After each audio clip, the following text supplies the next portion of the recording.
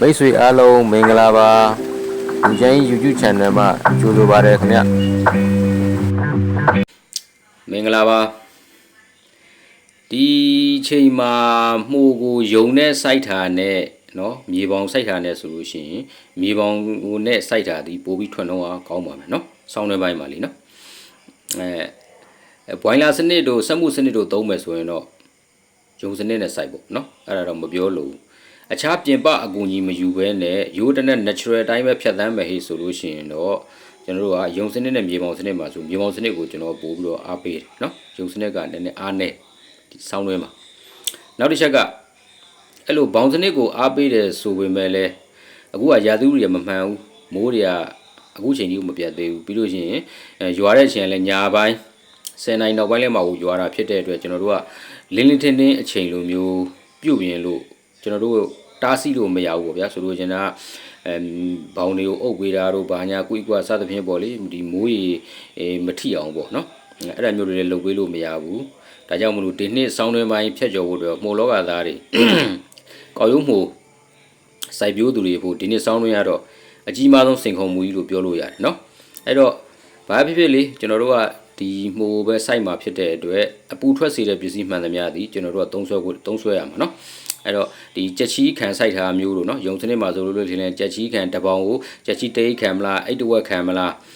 တိတ်ခွဲခံမလားနှိတ်ခံမလားစသဖြင့်အဲ့ဒါတော့မိမိကိုယ်ပိုင်ဉာဏ်နဲ့ဆုံးဖြတ်ရမှာဗျဘာဖြစ်လို့ဆိုလို့ရှိရင်မိမိဒေတာရဲ့အပူချိန်ကိုမိမိပဲသိတာလေကျွန်တော်တို့ကအဲ့လိုမျိုးတိတ်ခံမနှိတ်ခံမအဲ့လိုတော့ပြောလို့မရဘူးအဲ့တော့ကျွန်တော်တို့လိုချင်တဲ့အပူချိန်တော့ပြောလို့ရတယ်ကျွန်တော်တို့လိုချင်တဲ့အပူချိန်30နဲ့35ကြားပေါ့နော်30အကျော်ပေါ့30အထက်ကိုလိုချင်တာဆိုလိုချင်တာအဲ့တော့30အထက်အပူချိန်ရဖို့အတွက်ဒီခင်ဗျားတို့အဆင်ပြေသလိုလို့ကြက်ချီပဲခံဘာပဲခံကြက်သလိုလို့နော်အဲ့လိုမျိုးတွေလုပ်ပြီးတော့စိုက်ရမယ်နော်နောက်တစ်ချက်ကဘာပြောချင်တာလဲဆိုလို့ရှိရင်ဆောင်းရင်းမိုင်းဒီများသောအားဖြင့်ကနော်အပူချိန်ဒီ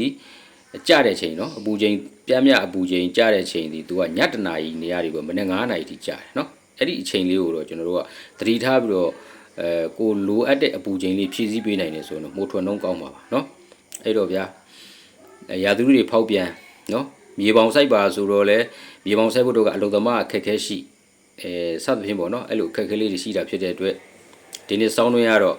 ကောက်ရုံးမို့သမားတွေအတွက်လုံးဝစိန်ခေါ်မှုကြီးတဲ့ပဲအဲ့တော့အောင်မြင်ကြပါစေဆုတောင်းပေးပါတယ်မိုးစိုက်ပျိုးရေးနဲ့အေဂျင့်သာသောဘဝတွေပိုင်ဆိုင်နေကြပါစေလို့ကျေးဇူးပါမင်္ဂလာပါဒီကောက်ရုံးမို့ပေါင်ပါလေမှုမြင်နေဘေးမှာဆင့်ပေါက်နေတဲ့ပြဿနာကသူကဘယ်ကုံညမ်းပဲတုံသူခေါင်နှိမ့်နေဆိုလို့ရှိရင်လေသူကအပူက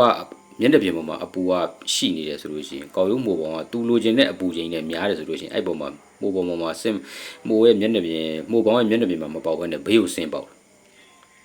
နော်ဘေးကိုဆင်းပေါက်နောက်တစ်ချက်ကမျိုးဖြူးတဲ့အချိန်မှာအလဲကောင်မဖြူးဘဲနဲ့လေဘေးကိုများဖြူးမိသလားနော်ဒါမျိုးတွေတော့ရှိတယ်အလဲကောင်ဖြူးမိတယ်ဆိုလို့အလဲကောင်မဖြူးဘဲနဲ့ဘေးကိုပဲတောက်ချောက်အများကြီးဖြူးမိတယ်ဆိုရင်တော့မိုးကဘေးကိုပဲဆင်းပေါက်မှာလीနော်အလဲကောင်မှာပေါက်ချင်မှာပေါက်မှာတို့ပေမဲ့များသောအားဖြင့်ဖြစ်တတ်တာဒီသူကတော့ခေါင်နော်ခေါင်ကမြေပေါင်းဘောင်းရဲ့မျက်နှာပြင်နဲ့ခေါင်အမိုးနဲ့နီးနေတယ်ဆိုလို့ရှိရင်အပေါ်မှာမျက်နှာပြင်ပေါ်မှာ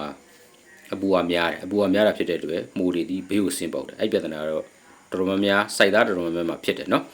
ဒါကြောင့်မလို့အဲ့ခေါင်ကိုပဲအဓိကထားဒါတော့မဟုတ်လို့ရှင်ခင်ဗျားတို့အခုသူများတွေပြောနေကောက်စနေများလုံးမိသလားကောက်စနေလုံးပြီးတယ်ဆိုလို့ရှိရင်လေမျက်နှာပြင်ပေါ်မှာတခါတည်းကပ်ပြီးအုပ်ထားတာဖြစ်တဲ့အတွက်အပေါ်မှာအပူများသွားတဲ့ချိန်ကြလို့ရှိရင်အဲ့ဘေးနားမှာအုပ်ထားပြီးတော့ဘေးနားမှာလွတ်နေတဲ့နေရာလေးတွေရတယ်သူလူချင်းနဲ့ဆိုတိုင်းကရတဲ့နေရာလေးတွေကိုမိုးတော့လိုက်ပေါက်မှာနော်ဒါကြောင့်မလို့ခေါင်နှိမ့်သလားနော်မိတ်ဆွေရဲ့ဘောင်ဒီမိုးပေါင်ဒီခေါင်နှိမ့်သလားသူဒီမိုးရှင်ကောက်စနေပဲလုံးမိသလားဒါလေးတို့ပြန်ပြီးတော့တေချာဂဂနနကြည့်လိုက်နော်ကြည့်လိုက်အဲ့ဒါဆိုလို့ရှိရင်အပူချိန်များတယ်ဆိုလို့ရှိရင်မိုးပေါင်ရဲ့မျက်နှာပြင်မှာအပူချိန်များတယ်ဆိုတော့ဘေးကိုဆင်းပေါက်တဲ့သဘောတော်ပါရှင်နော်ကျေးဇူးပါ